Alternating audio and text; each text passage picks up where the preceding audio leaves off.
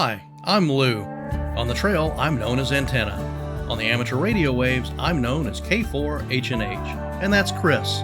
Her trail name is Pink, and her call sign is KQ4CRY. Grab your pack and your radio. It's time to go hiking and hamming. So, AUXCOMM, how many of you, I know some people in here have been through the AUXCOMM training. How many of you are not familiar with AUXCOMM at all? Okay, about half. That's great. That's great.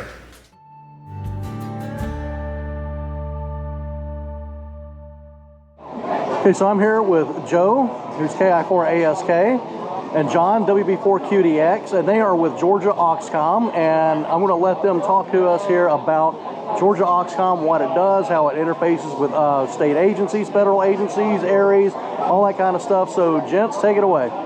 Well, sure. Thanks for having us on, Lou. Real excited about the AUXCOMM program. We started this 3 years ago. GEMA, Georgia Emergency Management, Homeland Security, approached a group of us that were very active in the ARIES program, and there was a new program at the federal level called AUXCOMM, and wanted to start an AUXCOMM group here in the state of Georgia. AUXCOMM is Auxiliary Communications. It is an officially recognized part of an Incident Command Structure, ICS. It falls within the communication unit, and it is both a class that you take, it's a 3-day class, and a task book you get signed off. Georgia AUXCOMM was created to support AUXCOMM within the state of Georgia. I'm the Public Information Officer, and it's fun to talk about this program and share with others. And John, who some of you might know from D-Star fame, is our AUXCOMM manager. The thing about AUXCOMM is it's a great way for us to take your skills. Most of us started in ARIES and still a part of ARIES at the local level, and take that to the next level and get involved with not only amateur radio type technologies, but other things that support public safety communications or incidents that may occur, whether it be a tornado coming through a large area or a hurricane. We're seeing those more in Georgia now. So things like that is where AUXCOMM can assist Georgia Emergency Management, Homeland Security at the state level in coordinating communications from the amateur radio community, and also build on other modes of auxiliary communications, whether that be CB radio, FRS, GMRS, and I always use the extreme example, tin can and a string, anything that can help get the communications through from non-traditional modes of communication like public safety communications.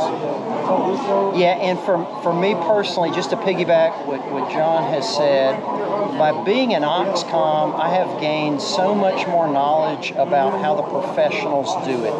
The ICS forms, the structure. I've gotten to meet people at state agencies, other local agencies, and typically as an ARIES member, I haven't gained as much access to that level of interaction with emergency communications, as well as the equipment.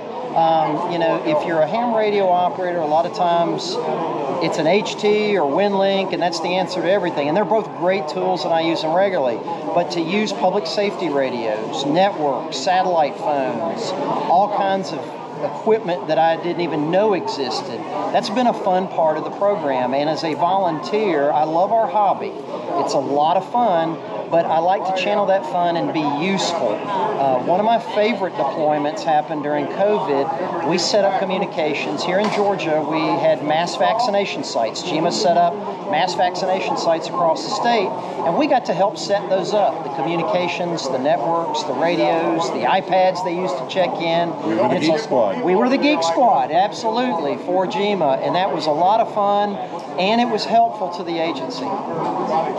Great. And so if somebody in Georgia is interested in joining Georgia AUXCOMM, how do they do that? Are there any prerequisites? Do they have to be a member of ARIES first, or what can you tell us about that briefly? So I would like to encourage people to do two things. We have a great website. Just do a search on Georgia AUXCOMM. And don't even worry about how to spell it. I'm sure Google will correct that. and it will take you to our website, gauxcom.org, and on there's an FAQ, there's a button you can click to join and become a member of Georgia AUXCOMM. There's a newsletter. That's the second thing I want you to do is sign up for the newsletter. If you scroll down to the bottom, it's free. You don't have to be a member to get it, and it tells you about what we're doing, activities, events, and training classes. Now, should you choose to get AUXCOMM certified, it is an official class that was, designated at the federal level, implemented at the state. There are some prerequisites that you have to meet, and then you have to take the class and get a task book signed off. All that's explained on the website, so you can follow the links and get more information. Outstanding. Sounds good. Now, y'all have a pretty impressive booth here. Can you kind of take us through it and show us what you have here at your booth and what it's for, what it does? Yeah, sure. This is very simply a way to set up very quickly. When you're on site, there's been some type of event, incident, disaster, whatever. You need phone service very quickly. So this is a cradle point modem with a cellular connection in it, and it also uses FirstNet, which is the first responder cellular network that was created at the federal level, and then it provides the internet access for these voice over IP phones. So you get on site very quickly, open the box, power it up. It has its own internal battery source, and you can have telephone communications in virtually no time at all. This is just one of the tools we might get involved with. Another one is called a gateway, and a lot of times you'll get on site and there may be multiple agencies involved, and they may have different types of radio systems. So with a gateway, I can bridge those together. So this device, it's called an ICRI, I-C-R-I. I can connect different radios. I can connect a VHF portable radio with a P25 public safety radio, and then I can bridge those together. So I can bring in people from multiple organizations with different radio technologies, bridge them together so that we have all important communications. Outstanding. Anything else you want to tell us about? Sorry, I think I may have cut you off there a little bit. One of the other things that we're involved with is called the SHARES program.